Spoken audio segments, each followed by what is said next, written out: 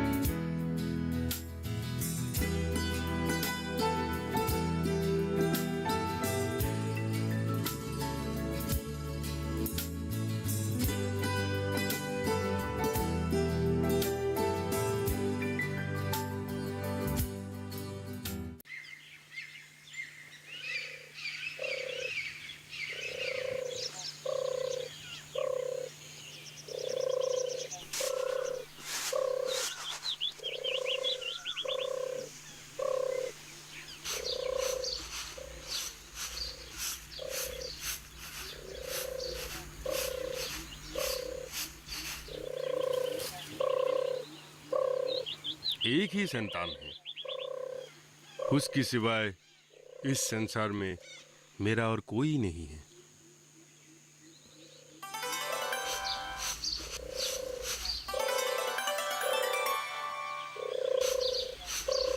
सोचकर मन दुखी हो जाता है। बड़े मिलनसार नारी थी, लेकिन महाजन आप सब आपके ऊपर हैं। आप जैसे तैसे जुगधर और मेरे बेटे केखब का नौकरी का इंतजाम कीजिए, वरना दोनों का जीवन अंधकारमय हो उठेगा। आपको तो पता ही है नौकरी के बिना जीवन कितना विषादपूर्ण है। संतान अगर सुख से रहे तो हम लोग भी निश्चिंत होकर मर पाएंगे। होगा होगा, अरे मरना नहीं है। अरे तुम मर जाओगे तो मेरा काम कौन करेगा? मेरा भी चिंता है।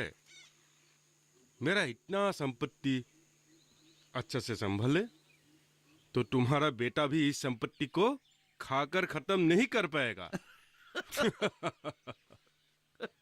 स्वर्गदेव की जय हो। तो मैं अब चलूं?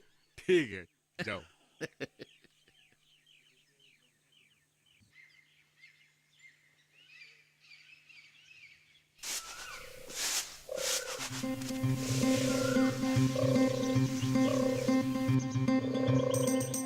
विपिन, अरे ओ विपिन। जी माई बाप। वो कांधे पे जाल लेके कौन जा रहा है?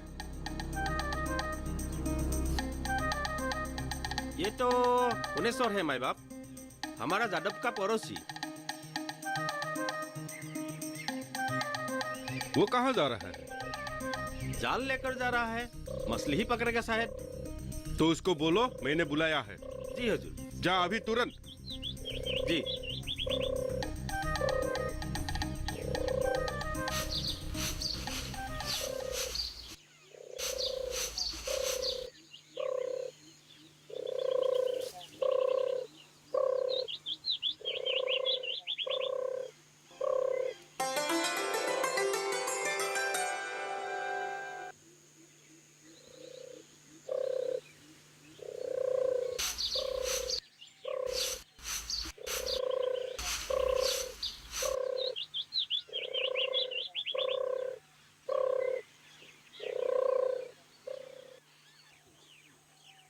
माधवी, सुन तो, इधर आ।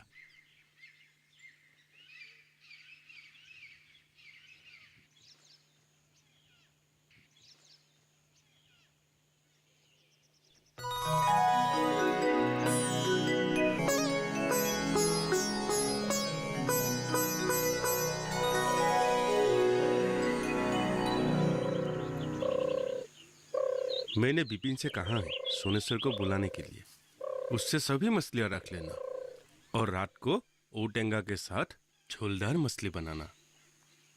हो सके तो बिपिन के हाथों से 2 कबूतर मरवाना। आज रात को कबूतर और मछली तृप्ति से खाऊंगा। तेरे हाथों से ओटेंगा का झोल बहुत दिन से नहीं खाया। शायद आज रात जुगधर भी शहर जाएगा।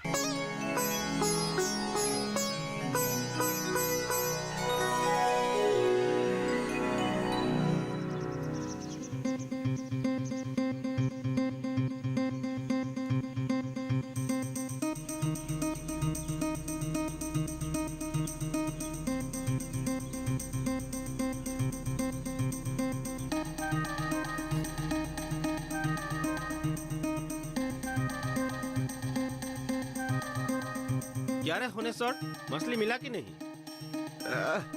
नहीं रे, आजकल बिल में मछली बची कहाँ है? 2-4 छोटी छोटी मछलियां मिली है। तुम्हें माँ बाप ने अभी बुलाया है। माँ बाप ने बुलाया है? क्यों रे? मुझे क्या पता क्यों बुलाया है। अभी बुलाया है, चल। अच्छा ठीक है, रुक, चल।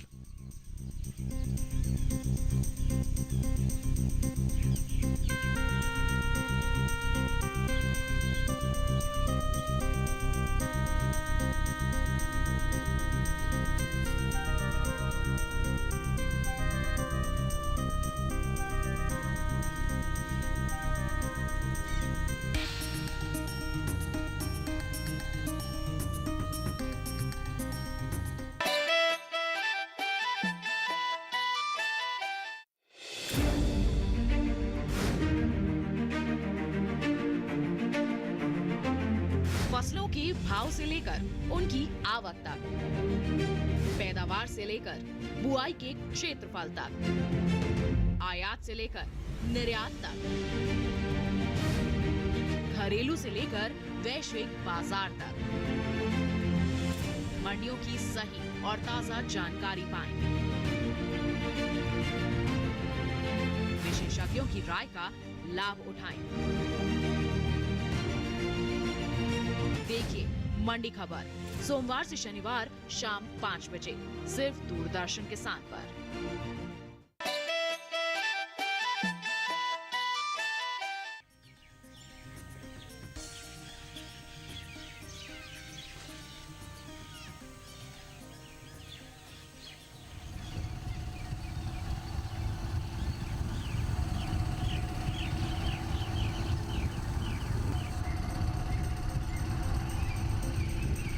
रमला,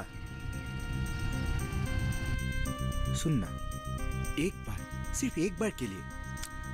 आपसे मैं कितनी बार कहूँ जुगधर भैया, आप इस तरह मेरे पीछे पीछे मत आइए। लोग देखेंगे तो क्या सोचेंगे? आप तो इधर उधर मुंह मारते फिरते हैं। आपके साथ देखकर लोग समझेंगे कि मैं भी ऐसे ही हूँ। रमला, रमला, अरे सुन तो।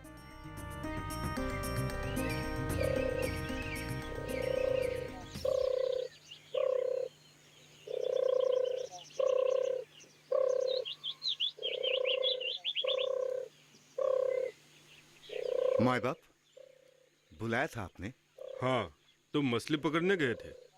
जी माँ बाप। रंगाबिल में? जी हाँ माँ बाप, मेरी बेटी जानकी को कल से बुखार है। यहाँ के अस्पताल के डॉक्टर के पास लेके गया था। कुछ दवाइयाँ लिख कर दिया है। दाम लगभग 140 होगी। पैसे की बात तो छोड़िए, 2 वक्त खाने की लाले पर गए हैं। धान भी खत्म हो गया है। इसीलिए सोचा कुछ मछलियां पकड़ लूं ताकि दवाइयां।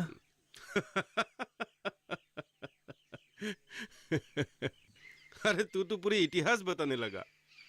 मैं तो सिर्फ बात ही बता रहा था। अच्छा मछली मिला कि नहीं?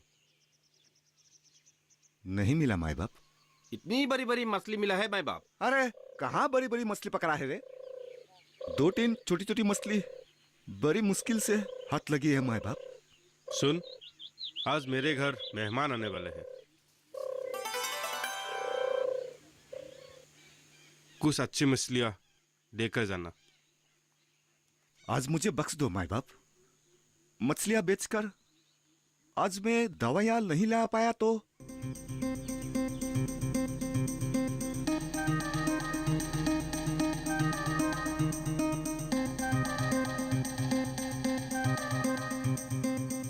सर, तुम्हें पता है तुम किसकी बिल में मछली पकड़ रहे हो?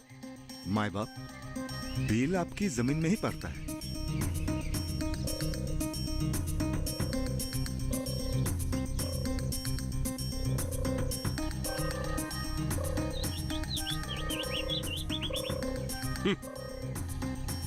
मेरे बिल में मछली पकड़ने से पहले एक बार मुझसे पूछ तो लेते।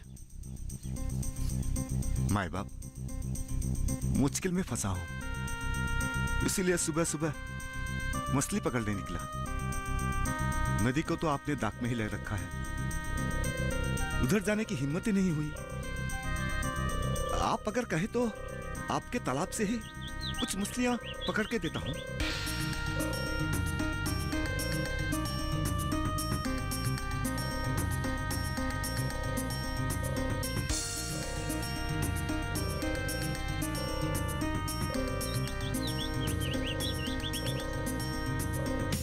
तालाब के मछलियों से बहती वाली नदी की मछलियों का स्वाद अधिक होता है। समझे होने सर? मैं चाहता हूं कि मेरे मेहमान को मैं बहती नदी का मछली खिलाऊं।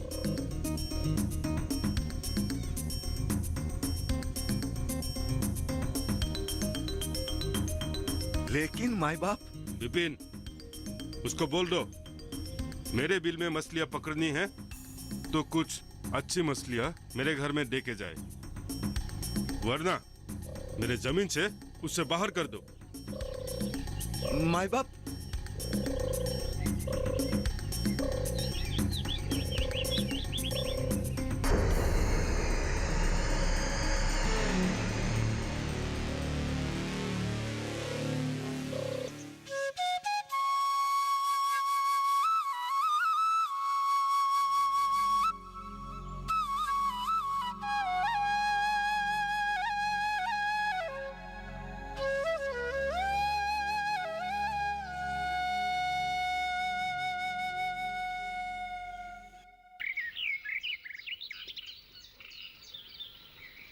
मैं आकर आप लोगों को तकलीफ ही दिए हैं।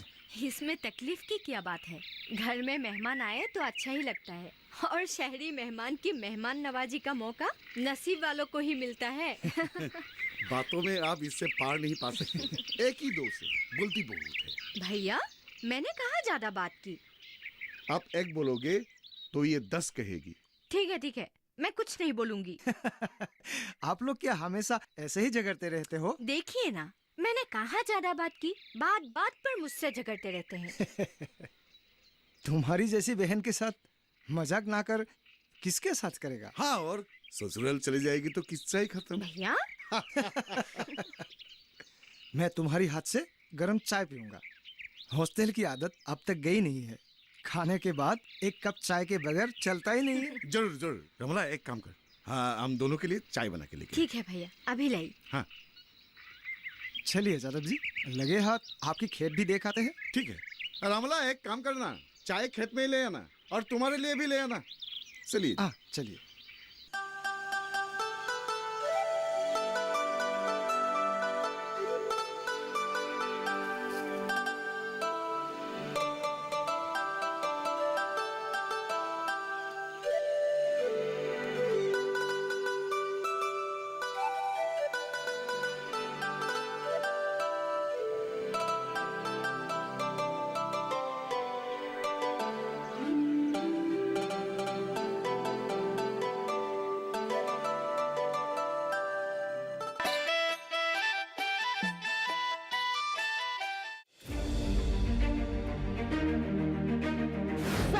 की प्राथमिकता का केंद्र कृषि।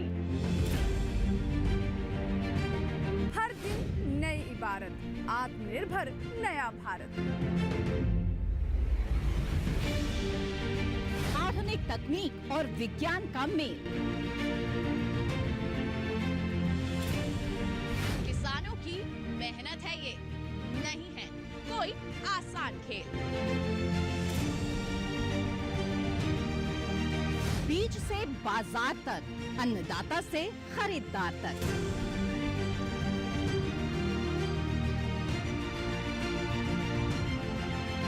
खेती किसानी से जुड़ा हर मंथन जानने के लिए देखिए कृषि दर्शन। देखिए कृषि दर्शन सोमवार, बुधवार, शुक्रवार शाम 7 बजे सिर्फ दूरदर्शन किसान चैनल पर।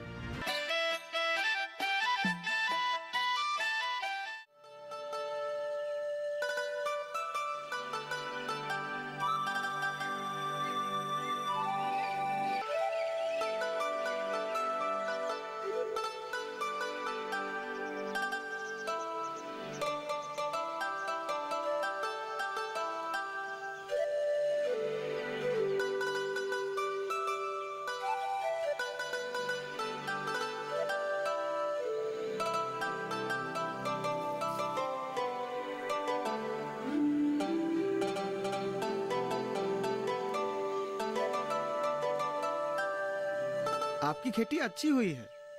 यही है रबी फसल की तगड़ी खेती। कौन कहता है पंजाब के किसानों की तरह असम के किसान खेती नहीं कर सकता? ओ, वो जो खेत है ना, शायद आपका ही है। जी हाँ।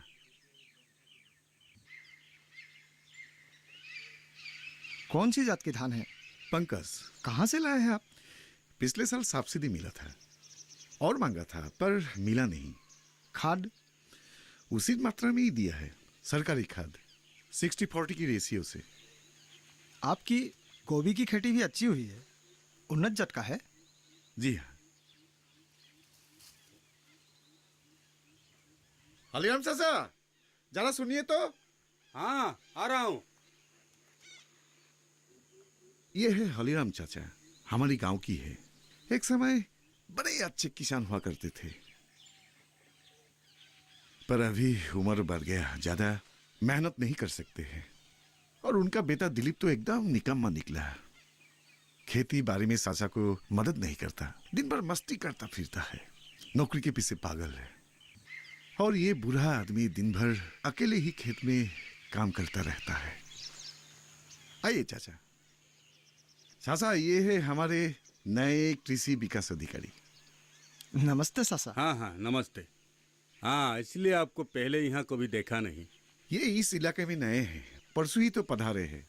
वाह, परसों ही आए हैं आप और आज ही जादव ने खेत दिखाने को लाए हैं। अच्छी बात है, आपने बहुत अच्छा किया यहाँ आकर। चाचा, पता नहीं आपको देखकर क्यों अपनेपन का एहसास हो रहा है।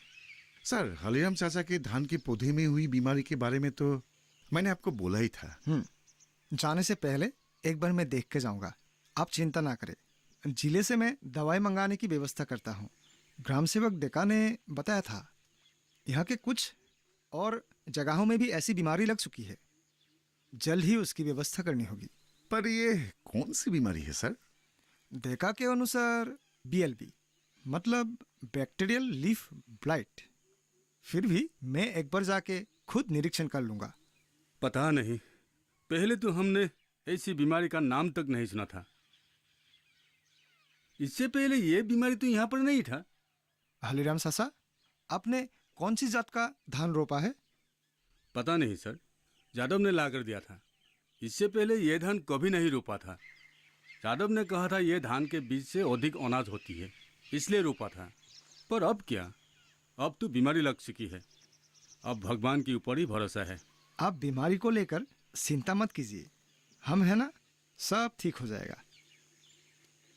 अरे हलीराम चाचा भी है, आप भी चाय पीते जाइए।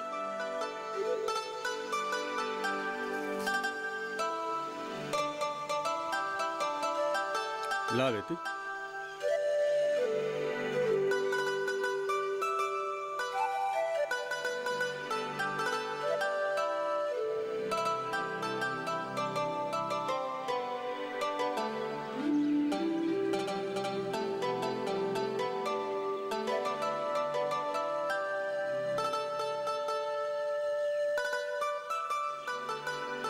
मैंने ग्राम सेवक के जरिए खाद बीज सप्लाई करने वालों को बुलावा भेजा है। इस बार मैं किसानों की लिस्ट खुद देखूंगा ताकि सभी को धान, बीज, खाद और दवाई रियायत दर पर मिल सके। पता नहीं, पहले सरकारी घर से कुछ कुछ मिल जाता था, पर कुछ वर्षों से महाजन ने गड़बड़ी कर रखा है। मैंने दिलीप से कहा था सरकारी घर से कुछ तो ले ताकि चाल काट जाए, पर उसे फिक्र ही नहीं। बिना कोशिश किए आजकल कुछ भी तो नहीं मिलता। मेरा भी उम्र हो गया, पहले जैसा भागदौड़ भी नहीं कर सकता। सब ठीक हो जाएगा ससा, आप चिंता ना करें। जादव जी, मैं एक बात सोच रहा हूँ, आप लोग अगर सहकारी तौर पर खेती करेंगे तो अधिक मुनाफा होगा। अब ये क्या है? मैं समझा नहीं। मैं भी नहीं समझी। मतलब हर गांव के किसान एक ही समय पर एक ही साथ अपनी अपनी जमीन में खेती करेंगे और उत्पादन से जितना अंश बचेगा उस लाभांश को सब अपने अपने उत्पादन के हिसाब से आपस में बांट लेंगे। और इस तरह से खेती करने पर कोई भी अपनी गाय भैंस किसी दूसरे के खेत में नहीं चराएगा। सभी समान रूप से ध्यान देकर काम भी करेंगे। नतीजा अधिक मुनाफा और नुकसान शून्य। हाँ, ये तो अच्छी बात है। अरे ये तो वाकई अच्छी बात है। मैं आज ही इस बात को हमारी मीटिंग में छेड़ूंगी। सर, कैसी रहेगी? अच्छी रहेगी। ओ सर, आपको तो बताया ही नहीं, हमारी रमला इस गांव की महिला समिति की प्रेसिडेंट है। वाह, वाकई अच्छी बात है। तुम एक काम करो, तुम आज ही सबको ये समझा दो कि सहकारी तौर पर खेती करना कितना फायदेमंद है। तब सभी महिलाएं अपने अपने घर में इस बात को समझा पाएगी। वैसे मैं भी सभी किसान भाइयों को इस बारे में बारी बारी से समझा दूंगा। लेकिन पहले सहकारी तौर पर खेती करने के संबंध में मैं आपसे अच्छी तरह से समझ लेना चाहती हूँ। कोई बात नहीं, मैं तुम्हें अच्छी तरह समझा दूंगा। मैं समझ सकती हूँ, आप लोगों को सहकारिता के बारे में समझ में नहीं आ रहे हैं। सहकारिता कई प्रकार के होते हैं, लेकिन मैं आप सबसे सहकारी तौर पर की जाने वाली खेती के बारे में बताने वाली हूँ। अगर हम किसान एक साथ मिलकर खेतीबाड़ी करते हैं तो सरकार हमारे कई तरह से सहायता करेगी। ये सब क्या हो रहा है? इस इलाके के किसानों को जानते ही है, जबकि इस लिस्ट में कुछ ऐसे लोगों के नाम हैं जो असल में किसान ही नहीं है। तो समझ जाता कहाँ है? सर नहीं मतलब अगर काम करने की इच्छा है तो अच्छी तरह से कीजिए, वरना एजेंसी छोड़ दीजिए। मेरे रहते हुए ये सब यहाँ नहीं चलेगा।